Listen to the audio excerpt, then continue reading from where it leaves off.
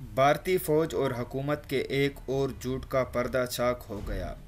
بھارت نے 27 فروری کو پاک فضائیہ سے جھڑپ کے دوران گھبراہٹ میں اسرائیلی ساختہ میزائل داغ کر اپنا ہیلی کاپٹر خود ہی مار گرایا تھا۔ نجی ٹی وی کے مطابق بھارتی حکومت کے ایک اور جھوٹ کا پردہ چاک ہو گیا۔ پاکستان سے جنگ کے خوف کے باعث بھارتی فوج کی گھبراہٹ میں دوست اور دشمن کی پہچان ہی کھو بیٹھی ہے۔ پاک فضائیہ کے سے جھڑپ کے دوران غلطی سے میزائل داغ کر اپنا ہیلی کاپٹر خود ہی مار گرایا تھا، جس میں 6 اہلکار ہلاک ہو گئے تھے۔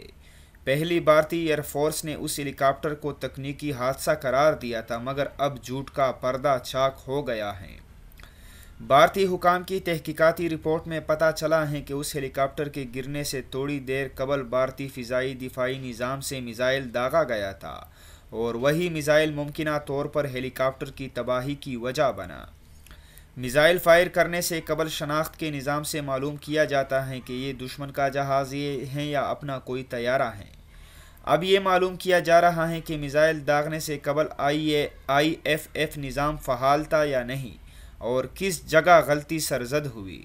بھارتی میڈیا کا کہنا ہے کہ اگر اس واقعے میں ثابت ہو گیا کہ اپنے ہی میزائل سے ہیلی کاپٹر تباہ ہوا تو ذمہ دار افسران کے خلاف کورٹ مارشل کی کارروائی کی جائے گی۔